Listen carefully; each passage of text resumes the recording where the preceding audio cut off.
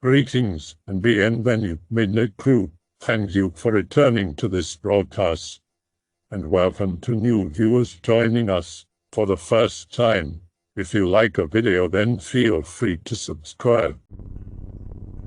Any encounters with jackals?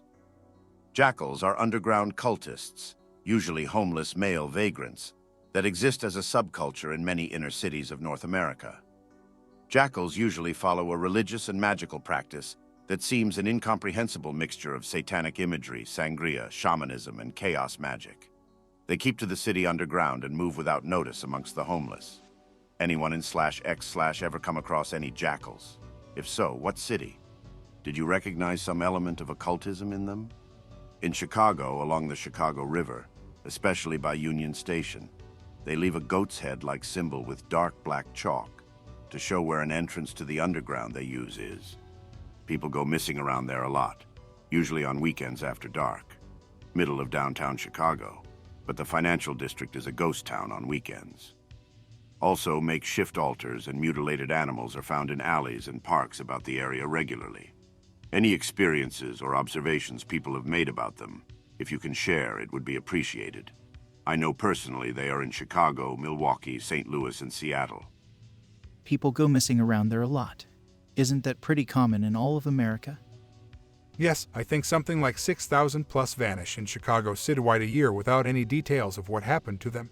What makes it sort of odd, this area is usually college kids going to the bars nearby in the Loop, or older male business and financial services professionals who commute into the city by train.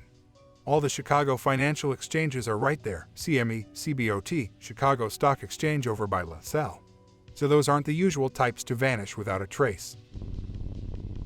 In Pittsburgh, the south side of the city, ex-working class neighborhood, now mostly bars and restaurants. Lots of renovated row houses, too. I saw that symbol on a doorway of a house that was undergoing repairs on a side street. I didn't know why, but I got super freaked out seeing it. The south side is also home to a huge gutter punk population, as well as a typical smattering of normal street denizens, likely more homeless than in other parts of the city. The house is also a 10-minute walk to the Monongahela River. Hell, OP, you kind of freaked me out. Can you be more specific about where you saw it? I work around the south side. I'd be interested in checking it out. Definitely. This was around 6 or 7 years ago as a caveat. If you're going down East Carson, away from downtown and in the direction of South Side Works, turn left on the 16th. Then the first right. I think there used to be a bar on that corner.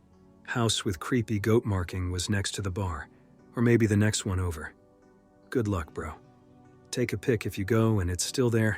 Heads up, though. It really did weird me out. OP here. You're freaking me out there. Hearing a sighting that far east that long ago. I recently did a trip to Detroit to follow up on a sighting there, and was relieved it was a false one. So I figured it was just contained to the Union Pacific routes of Chicago to Seattle and up from East St. Louis to Milwaukee. But sightings like yours, and another recent one of the sign in the DuPont Circle subway underground of Washington, D.C., really have me thinking they are now from Mexico to Canada. I've seen a few bits of graffiti from Tijuana to Juarez that are way close to the sign. Here, when I see it, it's been a basic goat head shape with horns, no real details, on a black box or on a hexagram and coffin lid shape. The signs in Mexico, though, are over what looks like a black chalice cup. I came across them being called the Jackals when I was in Seattle. I was interviewing some boxcar hoppers who migrate from the Pacific Northwest and Chicago areas during the year. They were the ones who clued me in on this being an organized group. A lot of them ride the rails. It's the easiest way they get about. It's also a known fact that if you're riding the boxcars, you don't talk to them or make eye contact with them if you cross paths. They more or less leave you alone if they think you're a hobo, and just stay away from where they are in one car on the train. I've heard rumors of assaults, robberies, and murders in the towns up and down the freight lines of the northern U.S., but never when I've looked into any specific case have I found a clear occult connection. Usually, when the local law enforcement has gotten a suspect that matches a jackal's description, they have also more than likely been very deranged drug addicts and mentally ill. We need to go deeper. Not sure about that. I have been as deep as the cable car tunnels, and they were terrifying. Not sure I'd want to go down to the waterways. Deep tunnel, I'm not so scared of. Have seen the footage of it, and it's well-lit and modern poured concrete. The cable cars? Parts of chiseled rock, mostly cobblestone-lined, rotted wood everywhere. Rats, more rats, freaky ass, squat camps. Yes, people live down there in parts, and are creepily adapted to being in the pitch black. Who are you that you travel around like this, researching these guys? Also, info or stories on the Seattle Jackals. Where do they congregate? I'm a nobody. I investigate these guys on my own time when not working. I travel a lot about the US, customizing a financial risk management tool I wrote for banks and trading firms. As for Seattle, as best I understand it, they only congregate in Interbay, about Palmer Train Yard, but just as their jump-off point. I was told, though, that sometimes they can be found about Pea Patch looking for handouts or trying to snag food from the garden. Have not dug much deeper into Seattle, but moving there from Chicago this month, so we'll be looking into that area much more. Yes, there is a guy called Alba, late 50s, African-American, who is more or less the mayor of the cable tunnels spread about the North Loop. Hard as shit to understand, but a pack of Marlboro 100s and a Starbucks coffee, hint on where he squats. He can not only tell you where everything is, but who is safe to go with and be about. It's a screwed-up hodgepodge of people down there. Latino and African illegals, white addicts.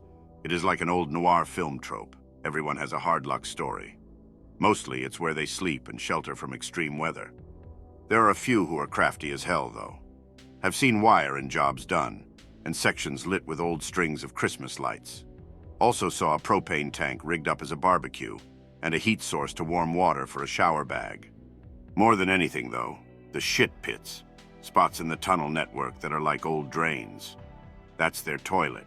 You'll know when one is about, because your nose will want to rip itself off your face to get away from the smell. And you can easily step in one if you're not careful. My advice, don't go near any of them. A few of the people down there have really bad parasites and persistent infections. Also, the threat of TB is no joke. If you're going to come in contact with the tunnel folk, communicable disease is overwhelmingly more likely the bigger danger to your health than violence. I think it's bummer. But anyway, I've never noticed homeless people around the Interbay Pea Patch, but it could be I've missed them.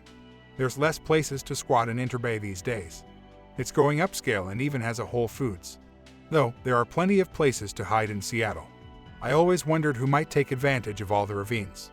Anyway, why the hell don't you have a blog for the info you've collected, Opus? OP here.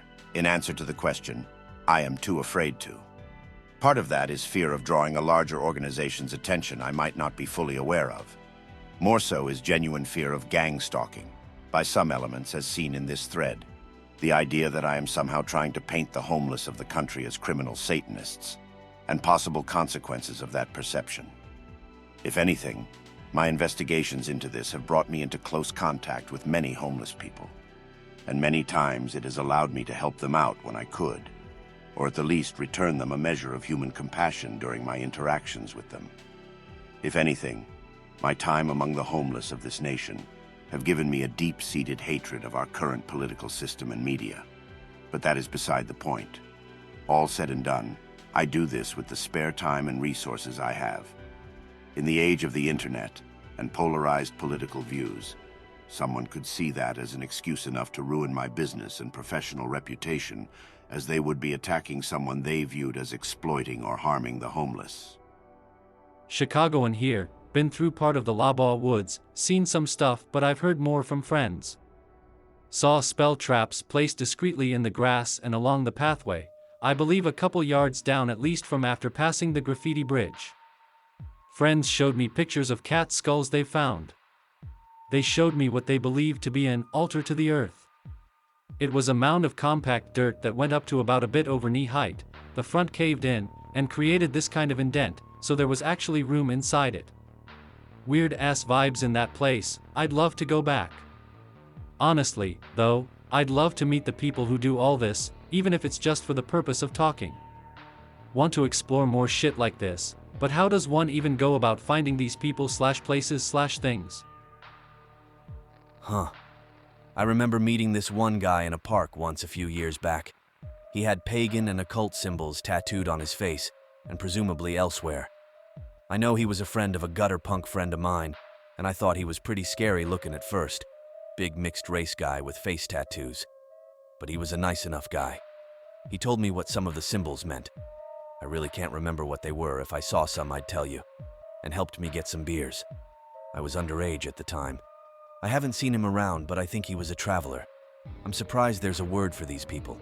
I know a lot of crusties like occult symbols and imagery, but I always figured it was just appropriation. As a jackal, I find this very offensive.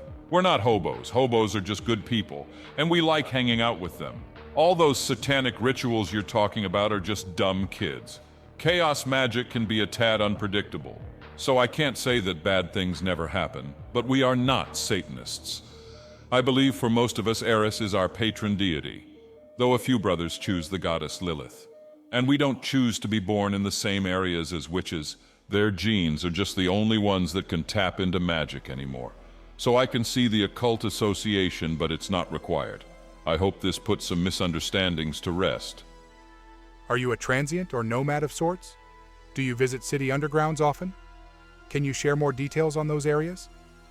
The undergrounds in the area in which I was raised were tunnels and cave systems in the forest between the major cities in the areas. When you're a jackal, you're uncertain why, but you tend to travel with a pack even if you originally set out to do something of your own accord. Other jackals feel drawn to your location. Those who worship Lilith tend to be more serious about the mission, while those of us on the path of discord rather than disruption just really want to have fun. And often those animal mutilations are punishments or just plain jokes. The particular neighborhood I was raised in had a deep occultism background and was even cut off from the world at one point till the residents renounced their covenants, but the forests are littered with evidence of chaos rituals taking place. My favorite was a broken-down slug bug filled with bullet holes and a skeleton still inside. It was mostly funny that something that looked like the result of a gang shootout was coated in vines and vegetation with no roads or even a way for a car to get to that location even existing. Not sure who said it first, but the most beautiful funeral shroud is a layer of new life. Me and my brothers would go to that car often when we felt we needed to incite. We would talk to the skeleton as if he was still alive. We named him Tim, and to be honest, always having Tim to talk was very comforting. I do not think what the one poster is saying he is the same jackals as OP laid out. I think they and the OP are talking about very distinct groups at best. I say this having been homeless myself, the first time in the short time, the second for 2 years after the 2008 financial meltdown. I withdrew from society then and had and remain a practicing occultist. The Jackal group, as laid out by the OP, was a common enough reality as I made my way from Washington, D.C. to San Francisco to Vancouver, B.C., usually by day laboring for bus and train fare. First off, yeah, they were usually homeless males who had chosen to drop out of society like I was doing. That's just a statement of fact. Second, they were very influenced by some dark ideas such as civilized folk being less human or non-worthy because of their materialism. This guys had very developed ideas of being supermen in the niche sense, with a shamanistic tradition that demanded a Spartan lifestyle of no emotional attachment to anything. They viewed that as a weakness. A wolf runs, stalks, lives and kills. A civilized person gets fat, wastes his life, and is worthless. That's how one explained it to me. Their system of magic revered demonic fury and savagery as natural and needed tools, and being a top-tier predatory of the less worthy as an aspiration. I only spent a few hours squaring with some here and there as I crossed the country, often just enough to wait out shit weather, get through a bread line and have a meal, or sitting in the tank after being picked up for vagrancy. These guys are not fucking around. This is their creed and lifestyle. So I wouldn't advise OP to keep trying to dig. Keep knocking on the devil's door and sooner or later something horrific is gonna answer you, OP. The Labyrinth of Darkness, a theory of magic within the urban environment. All cities of men are tied together like quantum entanglement. They are indivisible regardless of time or distance. If one knows how, they could in theory emerge from the tunnels of the Colosseum in ancient Rome, after having entered the subway of New York's Times Square. However, Our fellow humans' perceptions are in no way tied to these places we experience most often as conscious reality. When one travels across these bridges, they step out of the world of the living and waking world, and exist solely within a more true reality. It would make one at first think they had entered a dark mirror version of the world they know, when in fact they are seeing reality as it actually is, the veil of our prison lifted and nothing but the truth before us. The city is dark and seems uninhabited. No sun will ever rise, and in the sky above are no stars or clouds, just endless ink well black from horizon to horizon. As all cities are connected above, so are they connected below. But the places we recognize as those of man are not the only realms that exist below in the darkness. Here is where man's realm comes closest to the realities of other alien and demonic intelligences. If one travels deep enough into the subterranean constructs of civilization, they soon find strange craftsmanship and architectural design, places obviously not made with our physical forms in mind. These dark places must be walked through with care, for other races and demons, far more aware of true reality, lurk here, and they do not welcome us. To see them clearly can drive an unprepared human being insane with one look, if one even lives to look at them. Many delight in cruelty and inflicting terror, and look to draw out games of cat and mouse as they extract their entertainment and subsistence. And that is all I wish to share, but come explore, see if you might find us below. And if you do, we may... We've got them bad out here in the Phoenix metro area. Tempe, Mesa, Apache Junction, Chandler, South Phoenix are almost infested. Coupled with the other cults running around here, and good God, I should consider a career change. I wonder who would take witch hunting seriously out there. That's besides the point. All these people, if you can call them that, live on the road. They spread their diseased learning and cancerous rituals coast to coast by riding the rails and hitchhiking. It's best to not go out into the desert alone at night, not unless you're extremely powerful or well-equipped and experienced, brave, or perhaps just stupid. They're out there in the derelict shanties and ruins, waiting, biding their time. Haha. I never thought I would find mention of our activities on 4chan of all places. Yeah, train-hopping occultists aren't that rare, and there are a lot more of us on the Union Pacific High Line from Chicago to Seattle than anywhere else. But the Southwest has a lot of them, usually the ones who work with the drug cartels with all that weird Santa Muerte shit. Some of us are absolute monsters, some are just the American version of Agori Sadus, but we all more or less do exactly what has been mentioned in the thread. Weird shit, yo. Kind of glad I came across this, considering I'm about to set off on another campaign back across the country. It's recruiting season. Do they worship Lord Shiva? Quite a few of us, yeah. There's lots of that wild god imagery and devotion going on. Chananos, Pan, Shiva, even a few Orthodox Christian weirdos that have an obsession for John the Baptist. I've got a tat of Lord Shiva on my right shoulder, as a matter of fact. OP here. Do the long hauls, the abandoned substation beneath Union Station in Chicago, and the Abyss Chamber off the Seattle Underground in Pioneer Square act as the summer and winter lodges for some in the practice. I barely made it out of long hauls, and have no intention of going back. You all terrified me senseless there, and I am sure it will be the same in Seattle. But is it true on the nights of the Sabbats, you can expect to find dozens of you in those lodges? Yeah, those are our, well, literal long hauls. And yeah, on certain spiritually significant ritual days, there can be tons of us dirty kids down there drinking, smoking, fighting, and praising the gods. What religion is your post referring to?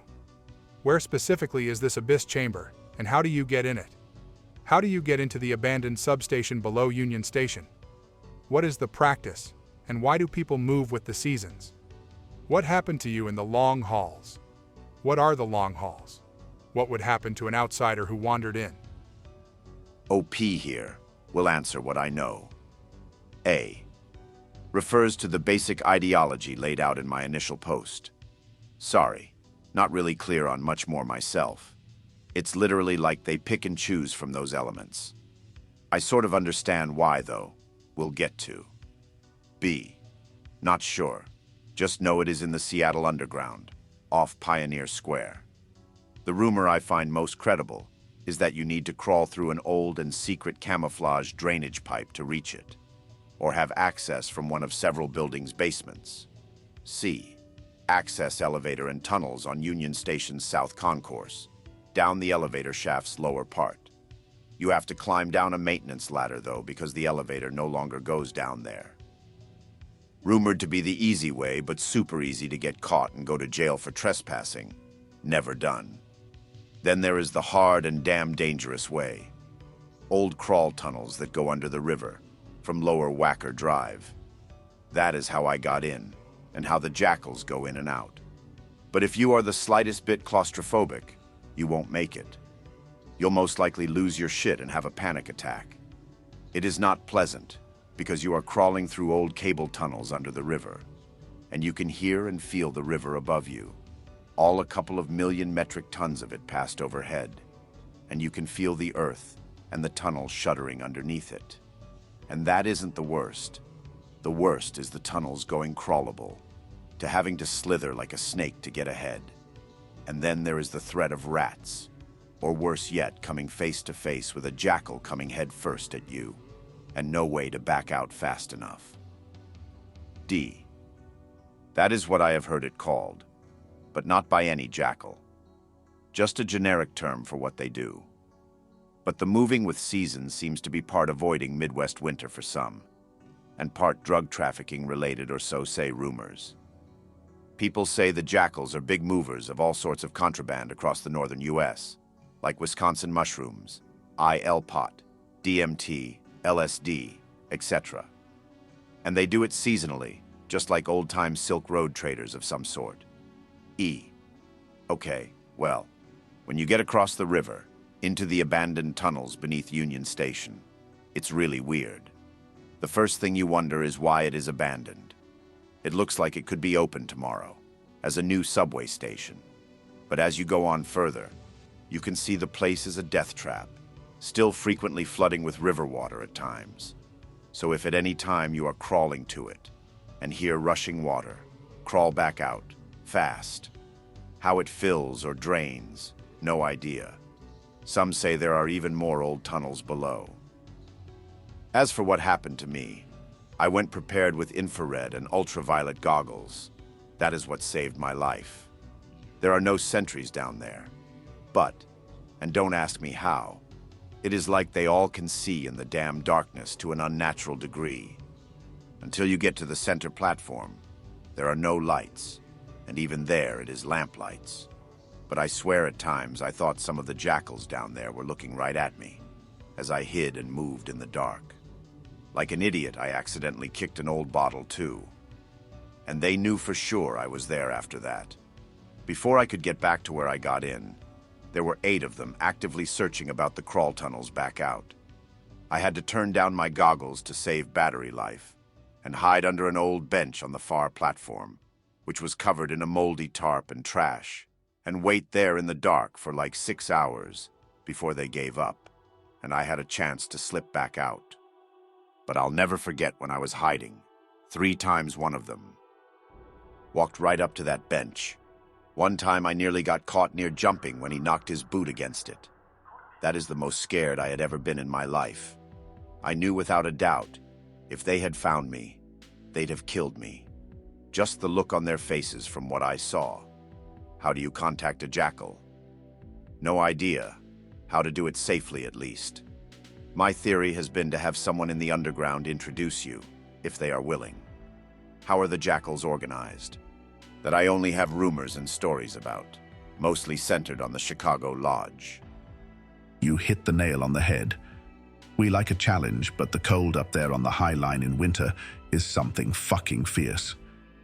And yeah, we chase the weed harvest, the opium harvest, and the meth cook so that we can make enough money to keep doing what we do. Or some of us, anyway. I mostly stick to the production angle so I don't have to worry about getting pinned by the cops trying to peddle the shit. That business is for the fearless ones, the real psychopaths everyone is talking about.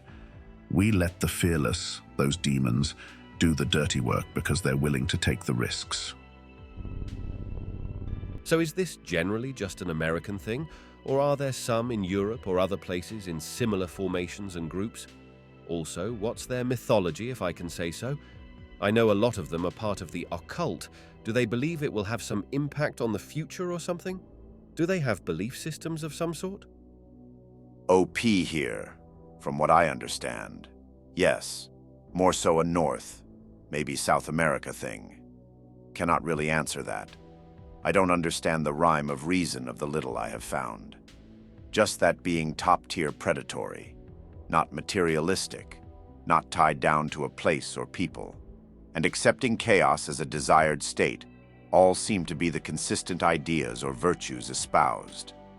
No, it's like they are saying, fuck your world, we are in ours. I'd say it was escapism from modern Western male existence, in some ways like Tyler Durden would advocate. Only this isn't a return to a natural state. This is a fuck reality-like outlook. Not that I have definitively identified yet. How come they don't have more serious weaponry? I mean, they are running drugs and everything. So no technology down there at all? OP here. They are sort of shrewd that way. Guns bring cops faster than drugs or human trafficking. Sad fact.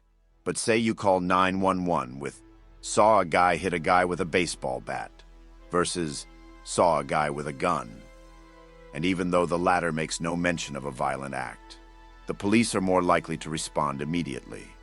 Also, I am sure post 911 that it's part of staying under the radar to not be involved with guns or anything they can straight label terrorism or such. And no, saw lanterns but no wire in jobs, no batteries or anything.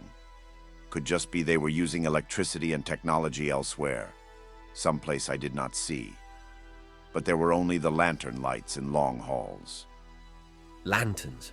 That's full-on creepy dystopia, bro.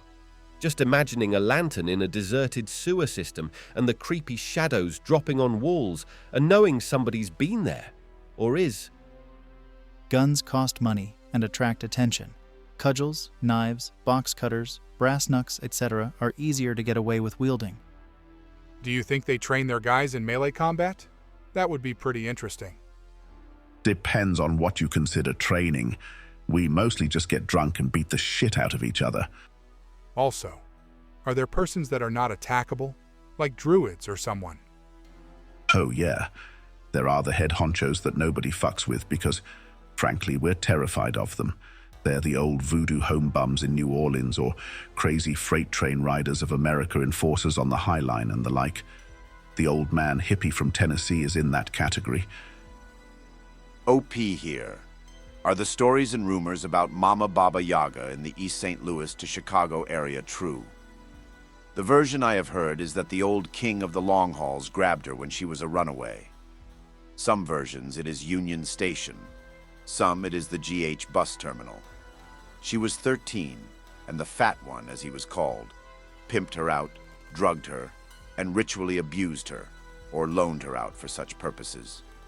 Once she was discarded up, burnt, and marked, she was cast to the long hauls to just be a slave, but more so a maid to wait on Fat One hand and foot, cooking, cleaning, keeping his other playthings in line.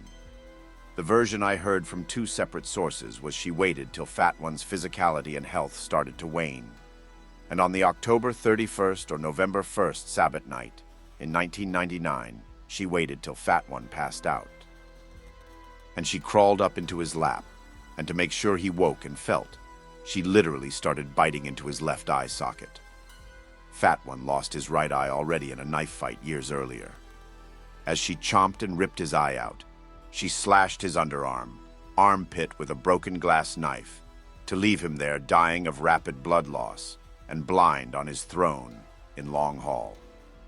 After Fat One was gone, she had his pretty slaves disposed of, and took others as a cadre of sorts, along with some of Fat One's former enforcers from Long Hall, and they have been a traveling coven or brood since then, mostly from East St. Louis, sometimes Chicago, sometimes further down the Mississippi Valley along the river. Have head as far south as Memphis, though speculated New Orleans even. I hear more or less she is a power of all respect, and is like the only real judge between folks that everyone will defer to, and fear if things between groups get too chaotic. I haven't the foggiest idea if that's true. I spend my time in Chicago slinging dope when I've got the extra investment cash, but I'm a West Coast kid. Seattle's where my boys and I kick it.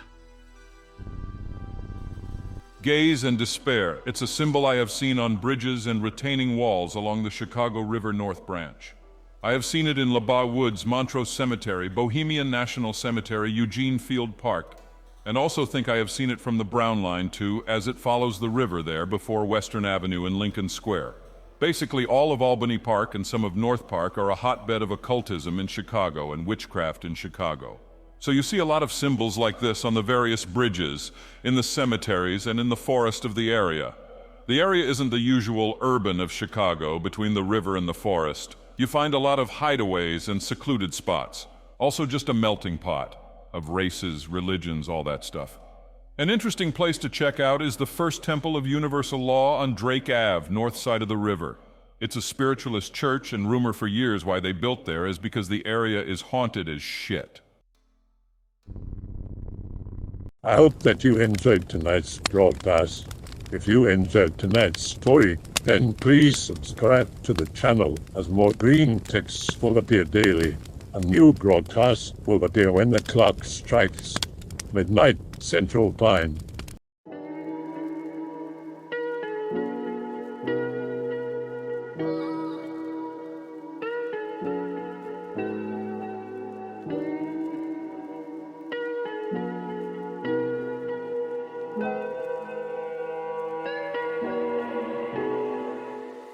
Remember to check out the Odyssey page in the description for a second archive of the channel's videos. There's also a Rumble archive as a backup.